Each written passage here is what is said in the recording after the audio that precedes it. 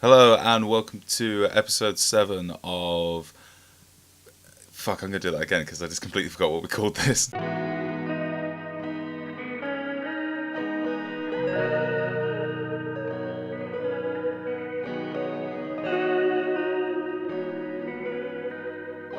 Hello and welcome to episode 7 of X-Pert Commander. I am Christopher Armour. My name is Nigonzo. It's nice to have you here. It is nice. Take a seat. Take a seat. Can I get you a drink? Nick is going to pull double duty as co-host of this podcast and also waiter, I guess, if he's serving you drinks. Yeah, I mean, I've just put a new log on the fire, so just take it a while to settle down, and it'll get some good heat going. Yeah, you can't have the fire on too much because it warps the records in the radiogram. You're not allowed to have it on too high. My mother once told me a really tragic story when she left her, she had her records in the garden, and her my uncle's then wife went out and left them all in the back garden. It was a hot day and they all melted. Oh, that's horrible. What were they doing in the garden in the first place? Well, because in those days you could take your dance set out into the garden and listen to music, you know? Oh, I see. I thought you meant that they'd just taken a giant box of records out into the sun for really no reason. No. She'd taken the Bay City Rollers out to go listen to at the bottom of the garden. And, she had to go off somewhere else, and Irene left them in the sun, and they all just melted down to nothing. Well, it didn't. I imagine they went all warped, but... I am now just picturing, a big box of vinyls, and they've all just become one giant vinyl cube. Well, there was that party we had in the garden, and I left my CDs out, and it rained. And because of the propensity for modern bands to have cardboard sleeves, quite a lot of things got ruined. Oh right, yeah. That's kind of... I know that's like the modern equivalent. I suppose the modern equivalent would be dropping your... vinyl getting melted. Well, yeah, okay, fine. The modern equivalent would be your vinyl getting melted, but, It's come full circle. Your modern equivalent would be like dropping your iPhone in the bath or down a drain or something. But somehow that's not quite the same. It doesn't have the same visceral horror of your vinyls melting. Yeah, there's no sort of impact. You know what I mean? No, there's no physical change. Oh yeah, here's something that's really because going back to the whole idea that things have gone full circle, right? Yeah. Records are obviously now insanely popular.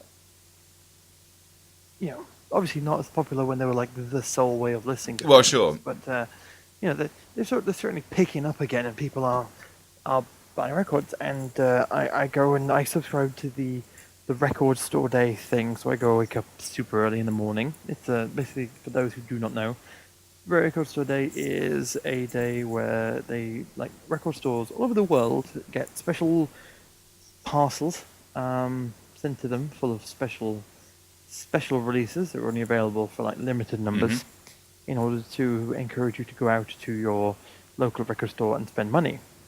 Or if you're a horrible person, buy them all and sell them on eBay. Yeah, because there's no checks and balances in free market capitalism. So if you want to do that, then have at you. Spinning off at a random tangent for a couple of seconds, I went to see Hazel O'Connor, who's a wonderful punk musician who did an album called Breaking Glass, and it was one of those constructed punk. So she was a punk musician, and she had to do this album, but the album was the soundtrack to a movie which she also started about this fake band. But either way, she did this great album, and I went to see it live at the Gulbenkian in Canterbury, and afterwards I was getting some stuff signed, and some arsehole who ran the local comic shop at the time, he was in the queue in front of me, and he got signed shit. Who am I signing to? And says, "Oh, I don't care. I'm going to sell it all afterwards." Oh my god! How insulting must that be as an artist? Yeah. So it's not only you going to sell it on again, but you're so brazen about it. But returning back to my original tangent that I tangented off to from, returning back to the original tangent I was tangenting. So I go to record store day, and you queue up very early in the morning, and then you get stuff I got a picture disc version of the Blade Runner soundtrack, which is just incredible.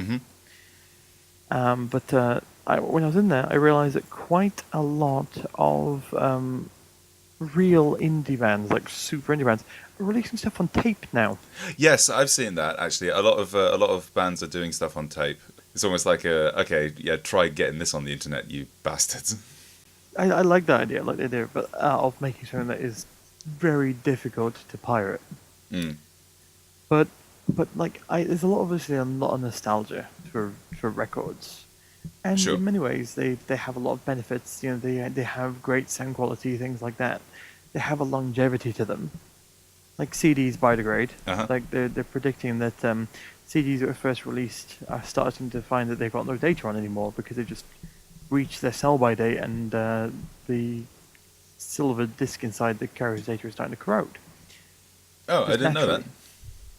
Yeah, yeah, finding that there's a lot of early floppy disks have got nothing on them as well nowadays. Ah, there's actually also early Game Boy games have a shelf life as well because they have a Oh small. god, yeah, because they have an internal battery that allows you to Yes, save they things have a to small them. they have a small internal battery, and Yeah. when that battery dies out, you can't play the game anymore. So again, along with all these suddenly empty floppy disks, you've now got suddenly empty and unplayable copies of Pokemon Red and Blue. I don't think it's 100% true. I think that you can play them, you just can't ever save the game. Oh, really? So it's just the memory So function. I think so. Ah, okay. And the reason I think this is because I got a Game Boy Color version of Metal Gear Solid Ghost Babel. Right. Okay, which is I think is one of the best Metal Gear Solid games. It's like a non-canonical Metal Gear game where you play as Snake Solid and have to beat some bosses with massive and confusing backstories that will have weird themes, and eventually fight a giant robot. So basically, it's every single Metal That's Gear every Solid Metal game. Gear Solid game, yeah. Yeah, but only the aiming's better. But the aiming's better. Yeah, because only four directions you can shoot, can fuck up in. So yeah, so I guess I goes well, and it went through the washing machine. Yeah. And the only thing wrong with it was that the battery went in the game, so you can play it, but you just can't save it. So if you want to try and play it, you have to play it through in one giant go. But it's a Metal Gear Solid game, so it's notoriously long. Like, it's got to be punishingly long. It's mammothly long, and there are so many cutscenes, but the cutscenes are just text. So it's more like a book that occasionally you have to play. Again, like But, every Metal Gear Solid game. But the thing about tapes in versus records is tapes don't actually have that good sound quality. Like, I don't have any nostalgia for tapes. Tapes were the medium of my childhood, but I have no nostalgia for them because they were crap. Sure. And there's also the thing with tapes. One of the main reasons people often give for preferring vinyl is that you get proper sized album art. You know, because Yeah. the covers are much bigger and you can get more detail on them, and things like, for example, Sgt. Pepper's don't quite work as a CD cover, but they really work as a vinyl cover. I just think it's fascinating that suddenly tapes have got this nostalgia factor for them as well, when the available space for album art was not only smaller on a tape than it was on a CD, but it was a different shape as well. So it's like you've got the worst of all possible worlds. Sgt. Pepper's is coming to its. Is it 50 years old or something? Oh, madness now? probably. It's something like that. It's coming to its 50th anniversary. They're re-releasing it with loads of like early versions of stuff on there. And I heard the original version of Sgt. Pepper's Lonely Hearts Club Band, the title track. And it's really good, the original version. But something that occurred to me is there's a bit where he says, where like they're sort of introducing people, and he says, and now now I'm going to introduce the one and only Billy Shears. Billy Shears, yeah. So yeah, Sgt. Pepper's Lonely Hearts Club Band, etc. Right? Billy Shears doesn't exist, but there's a huge like speculation online about who the fuck Billy Shears is. Yeah, one of the theories that I first came into contact with when I was, like, I think in sixth form, I think I first heard this, was that Paul McCartney was dead and he'd been replaced by a double. And the double's name was Billy Shears, so they just threw in all these references to this like imaginary guy who'd replaced Paul McCartney because he looked a lot like him and could play the bass. Because there's like other evidence for the fact that Paul McCartney is dead is, well, there's the barefoot on the Abbey Road cover. There's the fact that on the Help album cover they're spelling out semaphore, and that semaphore is meant to be an anagram, it's like P-A-D or something, so it's Paul is dead. P-A-D is an anagram for Paul is dead?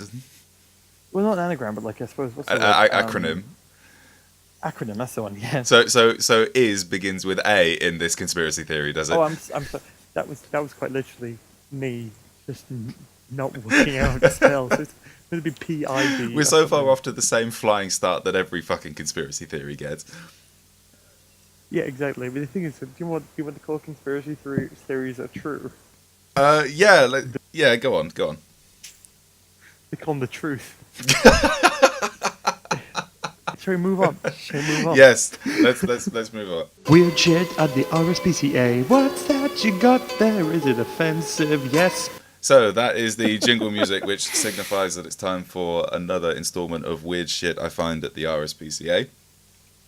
One of my many. I live for these moments. Oh yeah, one of my many jobs is volunteering for the RSPCA in a charity shop, and the sheer volume of just strange and nonsensical stuff that comes through the door is so vast that I have literally stacks of this just lying around waiting for me to talk about it on the podcast, and then as soon as I talk about it, I either redonate it to the RSPCA, or depending on if it's an extremely cursed object, I'll sometimes just bin it.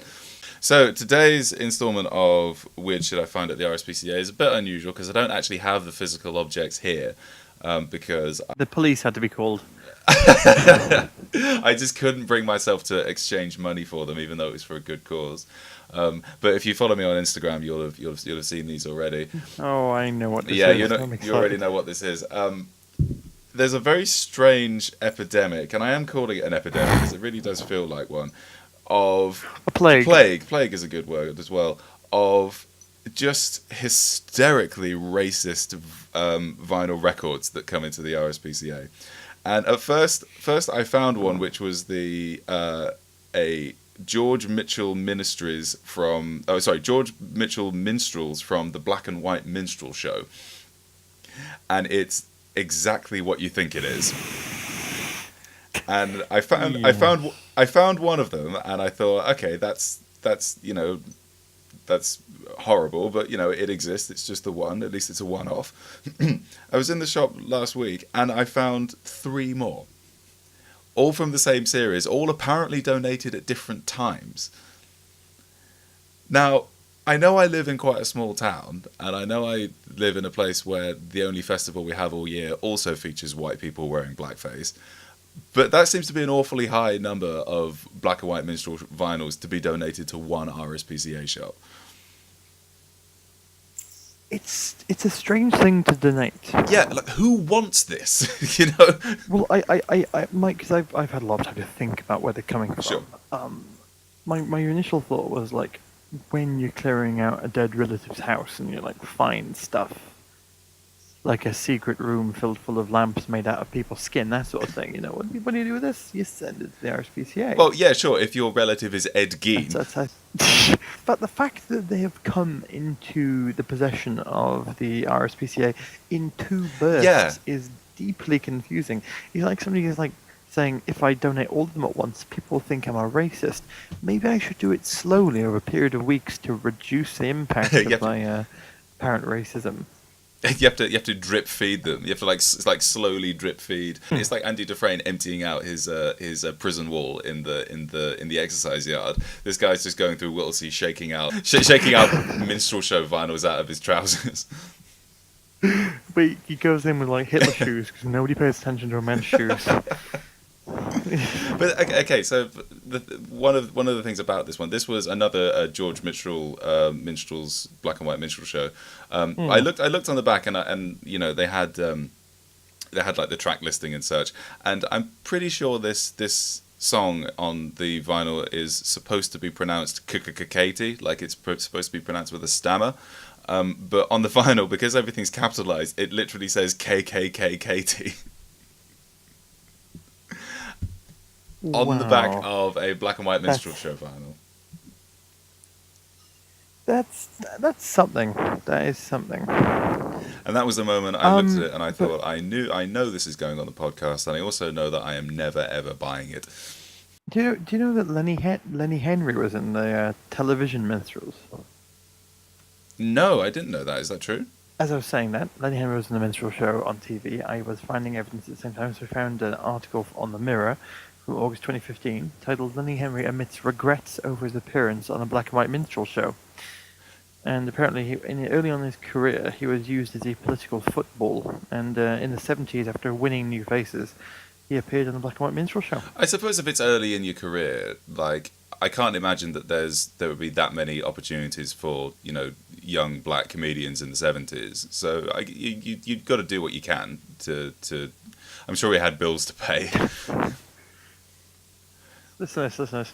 I was being used as a political football. The minstrels shows were under fire then for blacking up white people, and it meant they could say, "Oh, but we've got this black kid from the telly, so it's all right." Unfortunately, I was the only black guy within 5 miles. That really doesn't surprise me. Oh God, do you think they put him on the posters? Like, they credited him as token black friend. Yeah, was it George Mitchell? George Mitchell's Black and White Minstrel Show, now featuring actual blacks. Now featuring the real deal. You've seen it. You've seen it all before. I'll see it again. I was having a conversation once. This is one of those sentences that only made possible in the early days of Twitter. But I was having a conversation with Brent Spiner once via the medium of Twitter, probably about when Twitter was got 8 members. Sure. He said something to somebody else about how he's never made a bad career decision.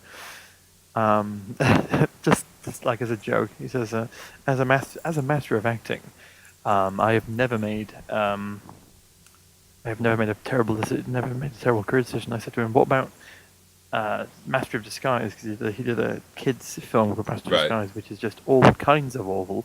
And weirdly enough, tangentially links to this because the main character in Master of Disguise actually browns up for a scene to pretend to be Indian. Oh, okay. That's the mark of a poor. That's the mark of a poor show, isn't it? Oh, yeah.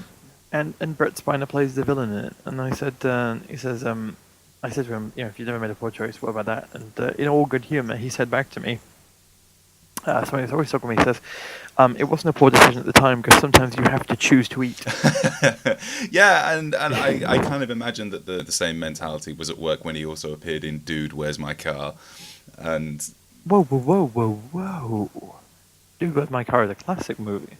I think it's an amazing film. I genuinely think Dude, Where's My Car is brilliant. Come on. So I'll have no poor words said about it. All the humour just went out of your voice there. You're just like, no. Yeah, I'm talking seriously now, mate. I will not have Dude, Where's My Car slandered on this very podcast. No, not on this show. Other show. This is the second time somebody has questioned my movie taste today. Now, my art house French movie has been ripped to shreds on Twitter, and now I've got you dicking on Dude, Where's My Car? I bet you were so genuinely upset when it was finally confirmed that the sequel, which was supposed to be entitled "Seriously, Dude, Where's My Car," was finally canned. I didn't even know that was a thing. No, you're lying. No, you're lying to me, Nick. You totally lit a little candle, and you poured one out onto the ground poured one out.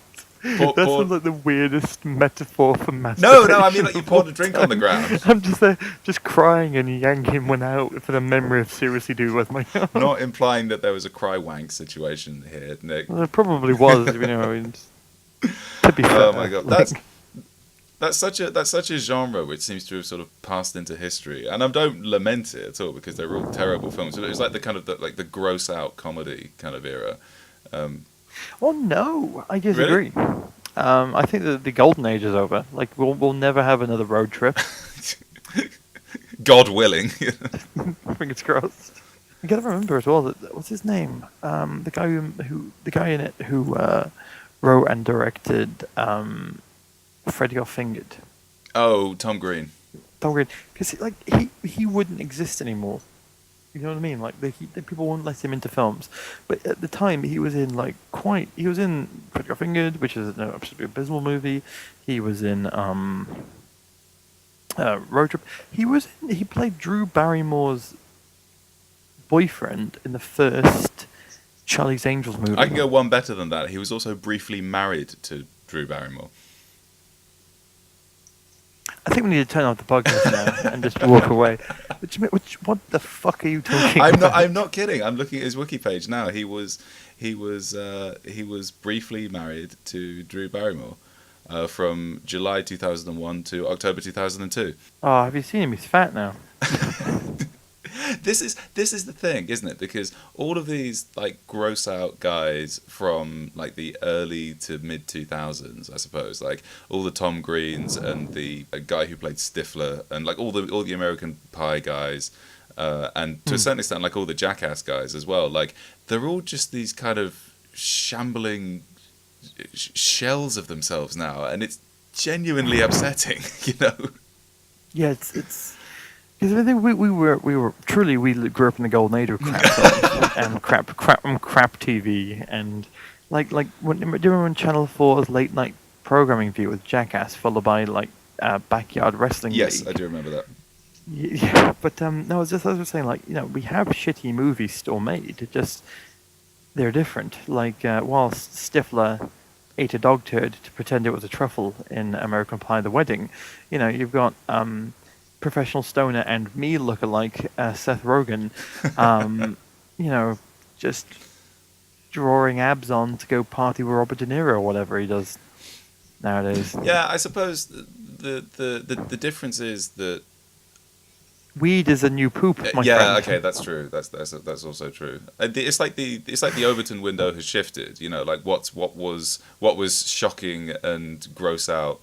Then in sort of the early to mid 2000s has kind of changed a bit, and everybody who was part of that sort of scene has just become kind of orphaned by it, and it's just to see these guys, and they've all I think Bam Margera, who was in the Jackass show, he had a shit life at the moment. I remember I read a Vice article about how his life collapsed down a toilet. Yeah, he had a bunch of addiction problems, and then I think I can't remember the guy's name, but there was someone else in Jackass who killed himself and his friend by driving drunk, and it's just oh, this isn't fun anymore. And it was fun when I was 12, and it was fun when I was 13 in 2003 or something, but. It's kind of like when you watch Always Sunny in Philadelphia, you don't watch it and then go, I want to be those people.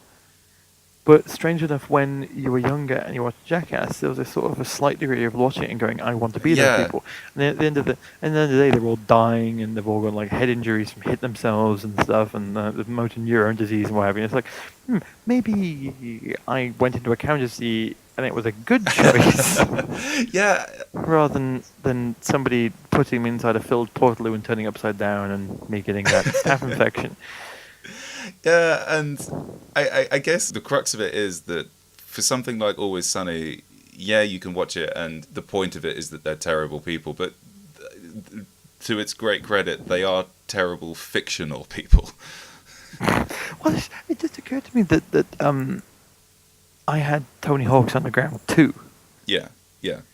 And in Tony Hawk's Underground 2, you play as a skater who's meant to be of moderate skill, that you get kidnapped by Tony Hawk's to take place in a competition between him and Bam Margera. And I'm just so this dickhead who's become famous for stapling things to his balls is now in a kid's skate movie. Yeah, not only stapling things to his balls, but also stapling his balls to things. He was a diverse man.